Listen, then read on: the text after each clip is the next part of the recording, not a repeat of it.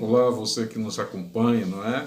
Já há algum tempo que nós nos encontramos aqui pelo canal, mas tendo em vista as atividades que eu tenho desenvolvido na minha vida, né, nós temos tido um pouco tempo, né, para fazer esses vídeos, tá certo? Meus vídeos já estão direcionados para outra área da minha vida, não é? Agora como diretor de uma congregação, né, nós estamos com um tempo mais focado ali na gestão das pessoas, na administração do trabalho da igreja, né? Nada justifica, por isso estamos aqui com vocês neste dia, né?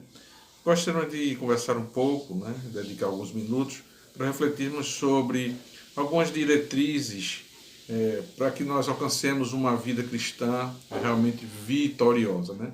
Hoje o mundo nos leva a sermos vitoriosos, sermos campeões, não é? Sempre buscar um bom resultado, focado no resultado.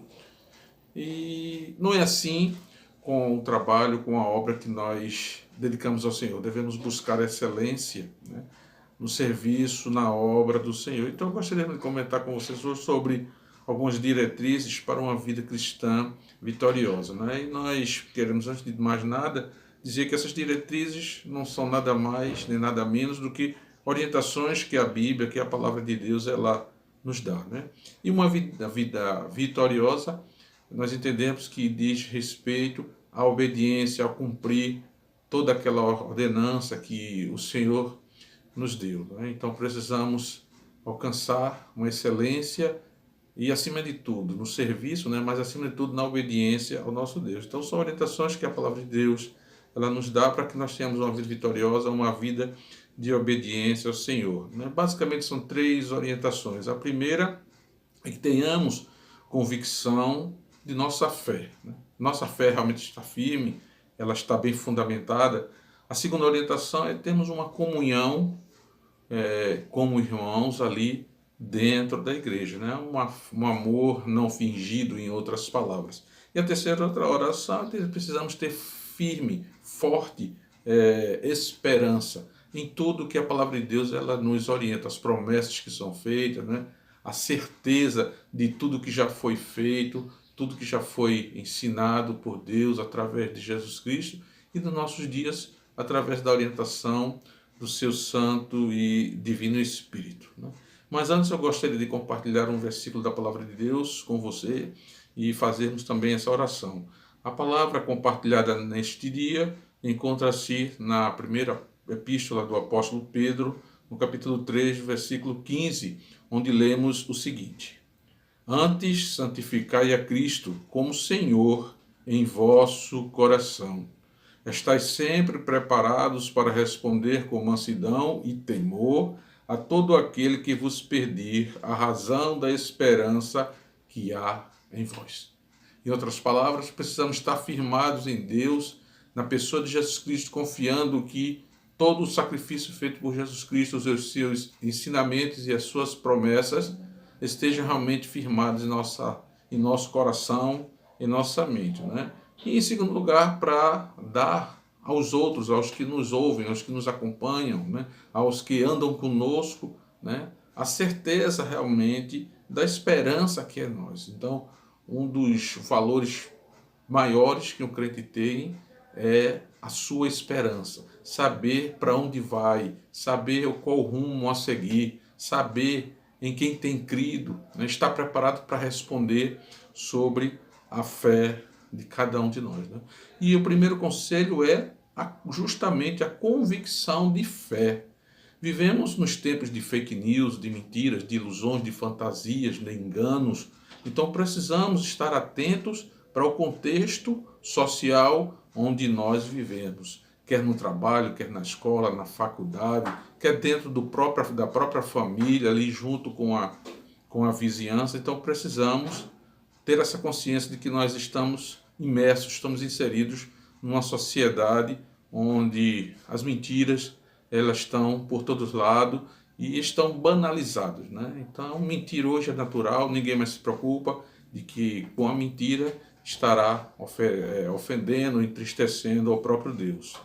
Em segundo lugar, devemos ter convicção de nossa fé. E aí é que consiste a firmeza de nossa fé. Vivemos num mundo de tanta mentira, de tantos fake news, mas precisamos estar com a nossa fé firmada em Deus, na sua palavra, de tal modo que nós consigamos não apenas passar, mas suplantar, superar todo este contexto que nos envolve.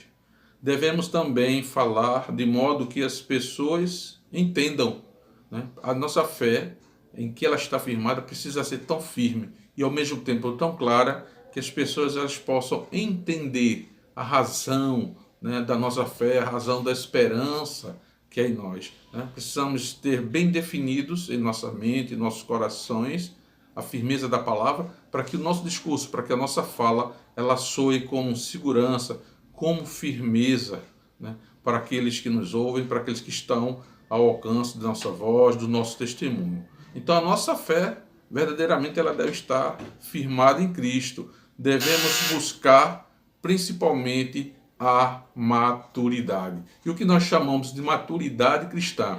Existe aquela maturidade, né, cronológica, a maturidade física, a maturidade emocional, mas acima de tudo é demonstrar uma maturidade espiritual, para que as pessoas que estão justamente ao nosso redor, que estão olhando para nós, elas possam sentir essa mesma firmeza, sentir a atração, né, em se dirigir rumo ao nosso Senhor e Salvador Jesus Cristo.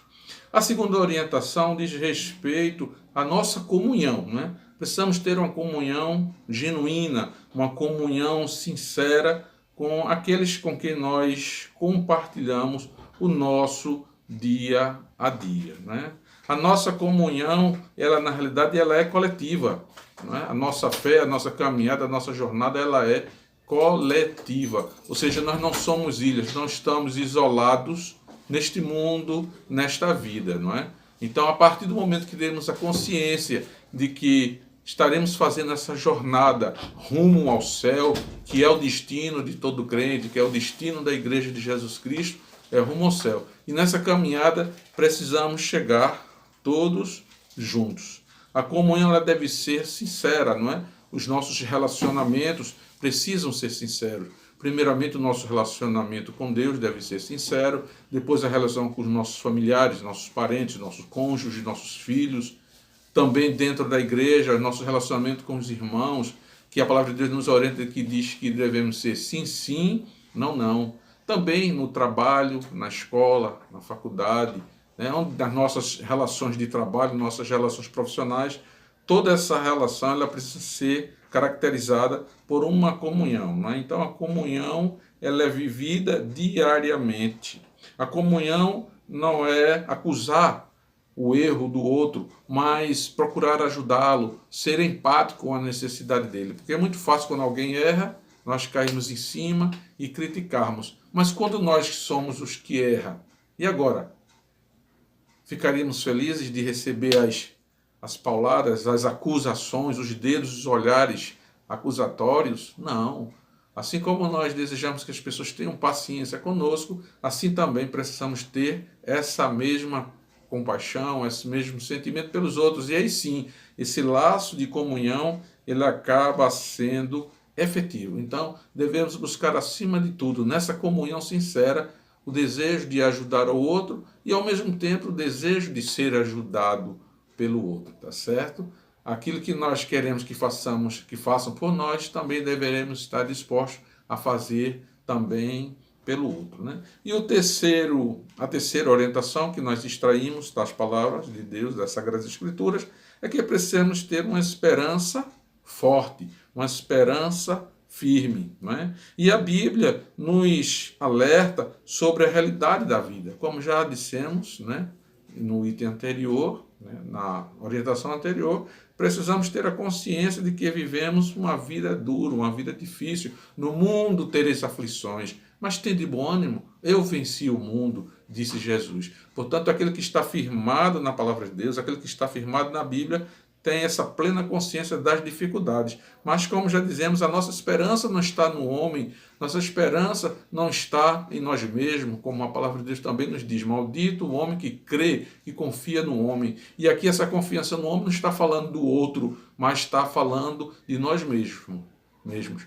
Se nós for buscar na Bíblia o contexto desse versículo, o texto diz que uns confiam em carro, outros confiam em cavalo, o homem confia na força do seu braço, mas é daquele que confia na força do seu braço, porque o homem está, ainda que salvo em Jesus Cristo, mas ainda está à mercê da ação da carne, da ação do mal. Então nossa fé, nossa força, nossa esperança deve estar firmadas em Deus. As pessoas estão de olho em nós, não é? Somos como que farol para as pessoas, somos referência para as pessoas. Então, se nós fraquejamos, se nós não demonstramos a fé e uma esperança, como as pessoas vão se aproximar de nós?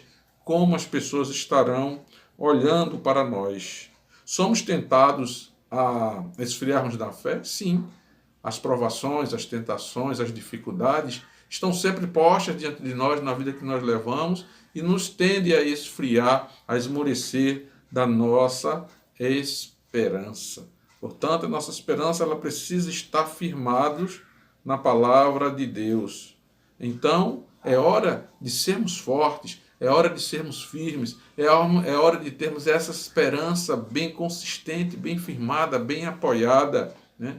Para que a nossa convicção seja firme, para que a nossa comunhão seja genuína e sincera e que a nossa esperança ela se renove a cada dia, à medida que nós meditamos na palavra de Deus, à medida que nós oramos, tá certo? Então, são essas orientações básicas, né, que nós trazemos nesse dia para você